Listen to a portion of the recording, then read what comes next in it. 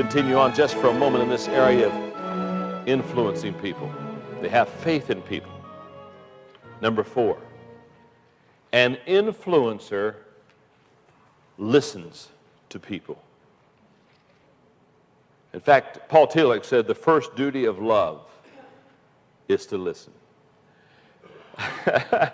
I don't know. Maybe you're not like I am, but one of the early marriage issues that Margaret and I had to work through is that Margaret would like to talk to me about issues of which I wanted to tell her how to solve them. And very early in the marriage, I realized that she didn't want answers. She didn't want Mr. Answer Man for her husband.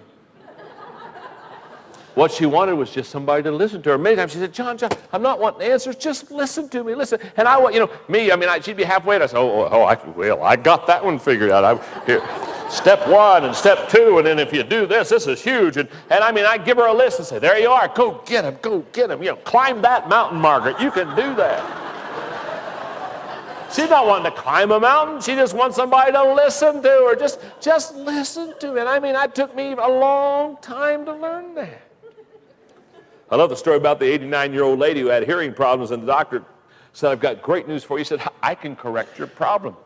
He said, there won't be any operation. He said, and the whole issue, and the lady said, listen, she said, I don't want you to operate. I don't want anything. She said, I've listened to people for 89 years, and it's enough. Just leave me deaf. You know what I'm saying? Wow. Okay, now. Let me help you to climb the ladder to better listening. This is something you can get your hands around. The first letter L, here we go, stands for look. Look at the person that's doing the speaking, because meanings are not in words, they're in people. So give them visual eye contact.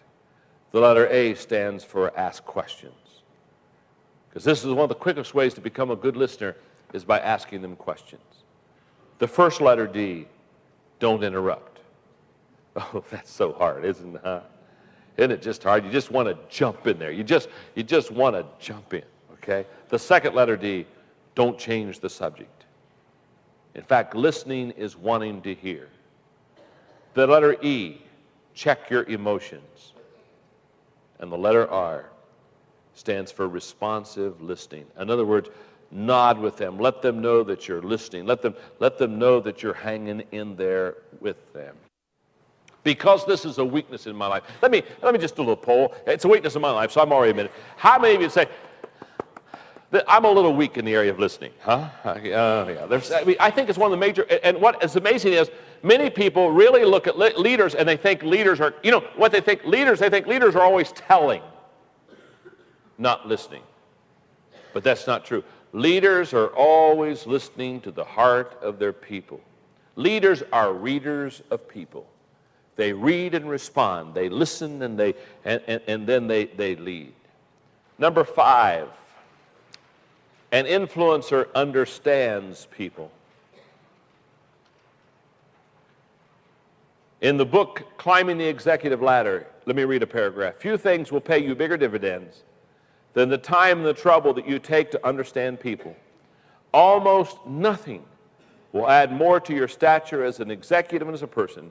Nothing will give you greater satisfaction or bring you more happiness. Listening and understanding people is very difficult.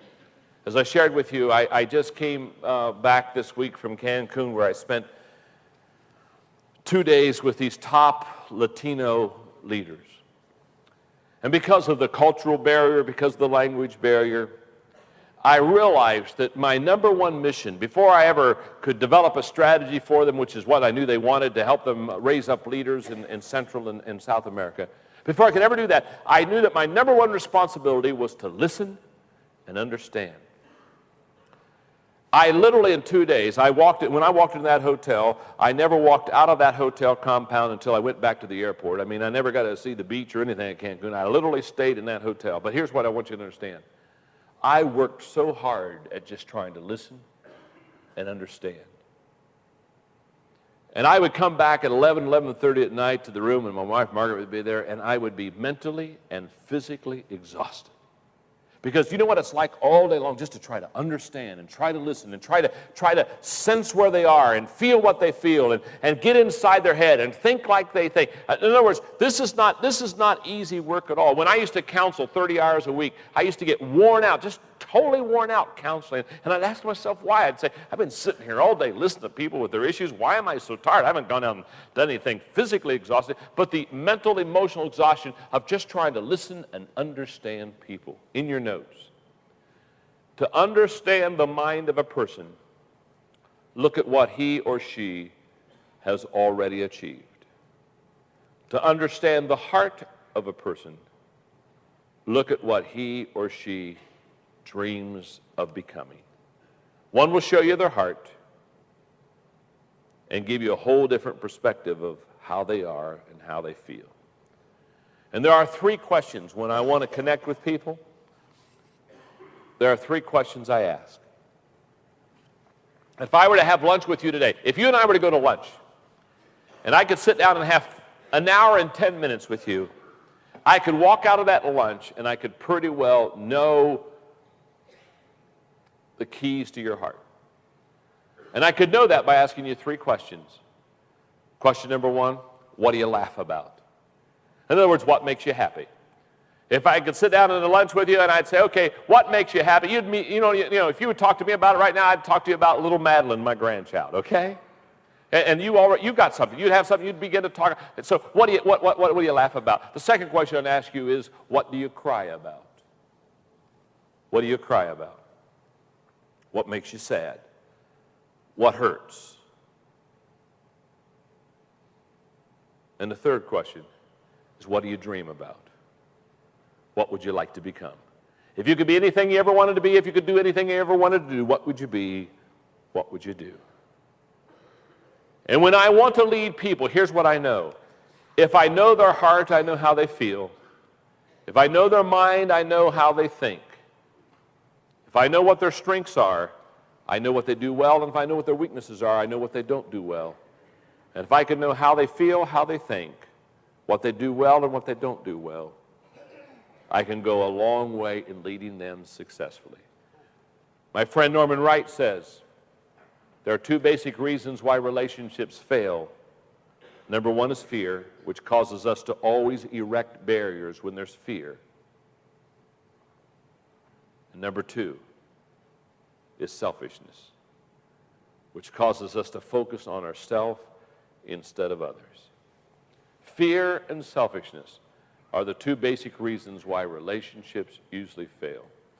I got this next thing from the Kansas Agricultural Advertising Agency's new business philosophy. It's called Wear Muddy Boots. At the beginning of the meeting, the head of the agency reaches under the table and brings out a pair of muddy boots and puts them in the center of the conference table and says, now folks, this is our business philosophy at the agency. If you hire us, we will get our boots muddy.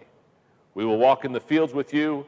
We will get as deeply involved in your business as you are, and we will thoroughly understand your problems before we try to create advertising solutions for you. The old muddy boots, it just works. I was with our consultants at Enjoy Stewardship Services recently, and I was sharing with them that when they go out and help these pastors and they help these churches raise money for building programs and debt retirement, I said, first of all, here's what I want you to understand.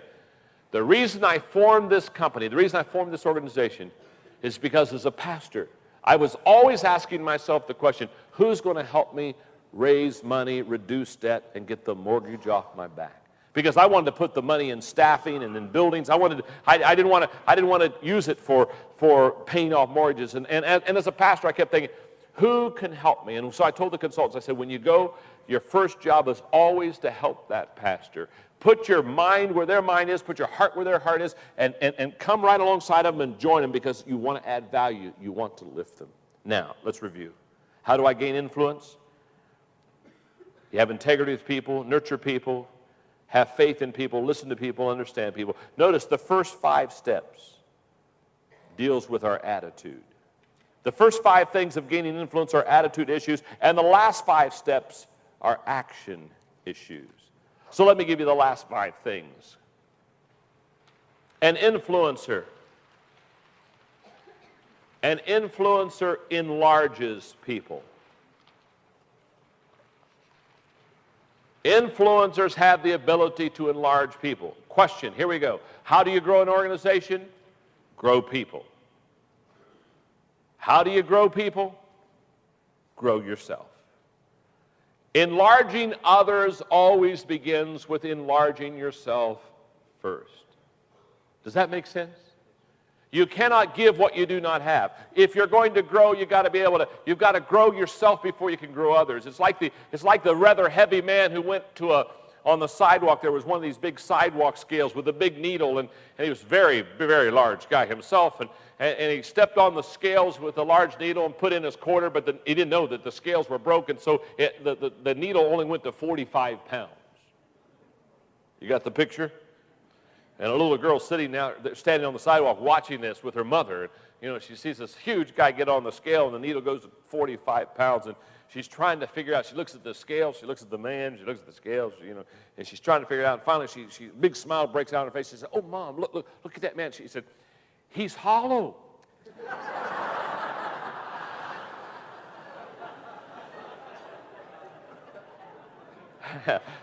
I know a lot of hollow people, don't you? If you're empty on inside, you cannot enlarge people. You cannot give what you do not have. So, what are the 6 essentials to enlarging others? Number 1, placing a high value on people. You will never try to grow other people if you don't believe in them. That's simple enough. Number 2, a personal commitment to growth. You have to have a personal commitment to growth. 3, a personal commitment to add value to others, where you say to yourself, what I want to do in my life is add value to them. Number 4, the ability to communicate your belief in others.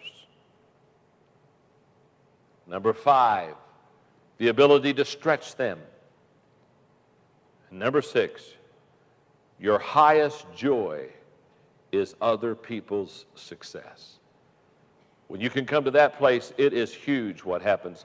In my book, The Success Journey, I wrote what I think success is, and I think it's 3 things. I think success is knowing my purpose in life. I think, secondly, it's growing to my maximum potential. And here's what I want you to see, the third part of success. I think success is sowing seeds that benefit others. I do not think you can be successful unless you pour your life into others. Does that make sense? Enlarging and caring for others. That's what influencers, that's what leaders do. But an influencer not only enlarges people, number 7, an influencer navigates for people. An influencer helps people in the journey by navigating for them. The law of navigation, anyone can steer a ship, but it takes a leader to chart the course. I can remember the first time we did whitewater rafting. Especially we went into an area in Canada that was very rough waters. And I remember the guide looked at us and he said, I want to tell you 2 things. Number 1, he says, immediately obey me on command. When I tell you to paddle, paddle. When I tell you to bail, bail. When I tell you to lean one way, lean one way. He said, don't question. We don't want to get into debate.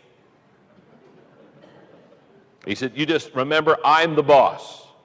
Immediately obey me. And said the second thing he said we're going to do is he said we're going to get out of the raft. And he said when we go to the tough areas, we're going to get out of the raft and walk around the side. And we're going to look down at the river where the rough area is. I'm going to explain to you exactly what I want you to do, because he said our key to success is you knowing about the trouble before you ever get there. And man, I remember I'm sitting there and I'm taking notes mentally. I'm saying, this is huge. This is huge. What a leader does is a leader helps the people that are navigating down the river of life by saying, not only listen to me, but when we're getting ready for some trouble, we're going to stop. I'm going to show you these spots ahead. Because here's what I know about a leader. Are you ready? A leader is one who knows more than the people around them. So leaders, they know more, okay, than the other people around them. They see more than others see. A leader is one who sees farther than others see. And a leader is one who sees before others see. Now think about it for a moment. If you're getting on a ship and you're going on a journey, don't you want the captain to be able to see farther than you see? It just makes you feel a little bit more. I mean, do you want to get on a ship with Mr. Magoo? I mean, he's a happy boy, but the journey will be very exciting. No.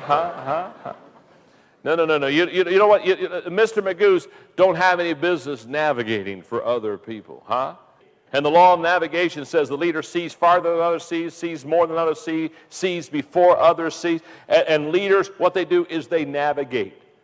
An influencer connects with people. An influencer has the ability to connect with people. All great leaders and communicators have one thing in common, and that is they connect with people. So let me give you 4 connecting thoughts. Number 1, connecting with people is the leader's responsibility. Connecting with people is the leader's responsibility. It's not the follower's responsibility to connect with you. If you're the leader, I remember I used to, as a kid, go over to General Electric and watch the locomotives come into the yard there to connect with the box cars to get the General Electric supplies. And you know, they come in and they would couple the cars and take them out. You know what I noticed as a kid? Not one time did the box cars ever run around the yard looking for the locomotive. The locomotive always looked for the boxcar. The leader always looks for those that are to follow. The followers don't have to connect with the leader. The leader connects with the followers. Number 2, connecting with people means caring for people. We've already talked about the nurturing and the listening and the understanding. Number 3, connecting with people means reading people. Again, leaders are readers of people, knowing where they are. And fourthly, connecting with people means going to their agenda first. That's what connecting with people means. The ability to get into their life. The 9th thing that influencers do is they empower people.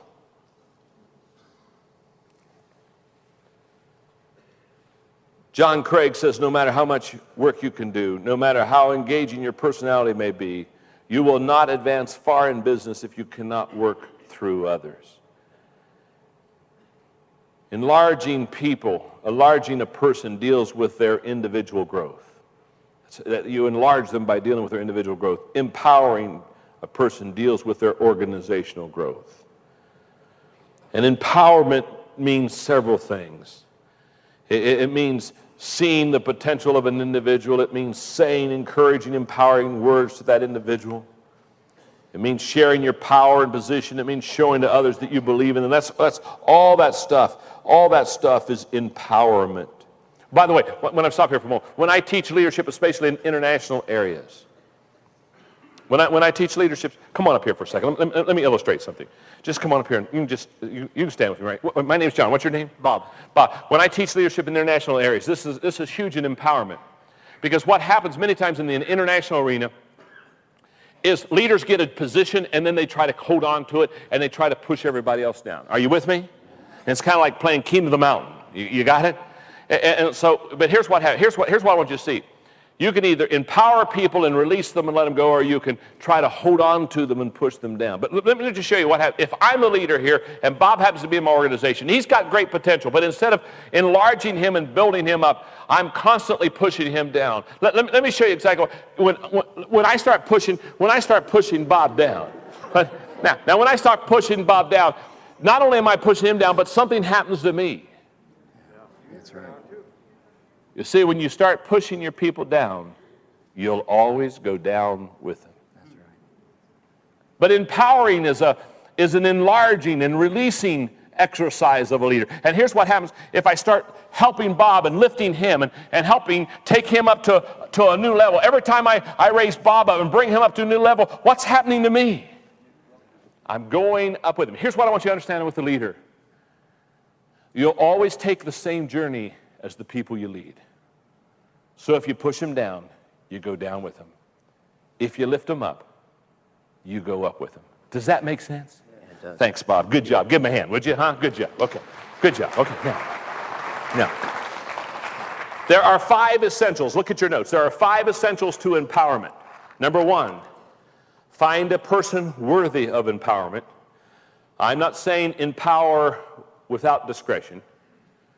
Number 2, clearly lay out their mission and responsibilities. In other words, let them know what they're supposed to do. Thirdly, verbally and visually show your support. Fourthly, keep an open door relationship with them. And number 5, give them the public credit when successful. And the key is giving them the public credit when successful. One more thing, and I'll wrap up this lecture. Here we go. Number 10. One more thing that an influencer does. An influencer, number 10, reproduces other people. Influencers have the ability not only to draw people to themselves, but they have the ability to reproduce other people in their life. And here's the way it works. When you influence a child, you influence a life. That's a fact. When you influence a parent, you influence a family. But when you influence a worker, you influence an organization or a company.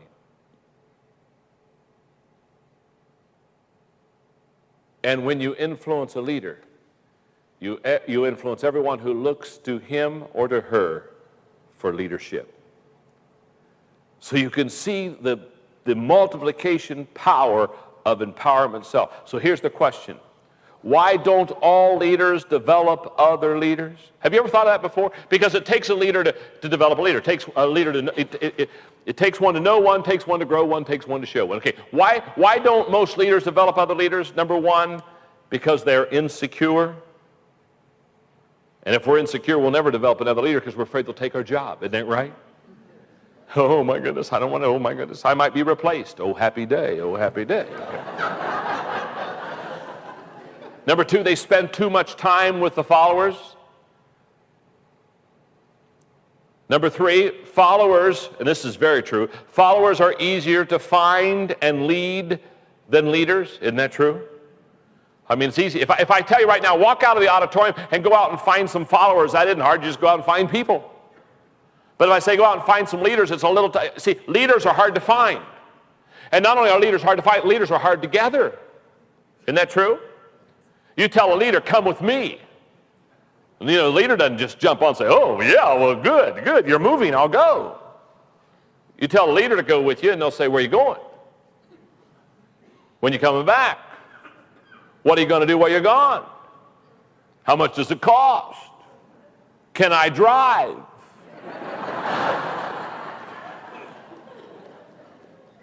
Huh? Isn't that true? Leading leaders, I've often said, is like herding cats.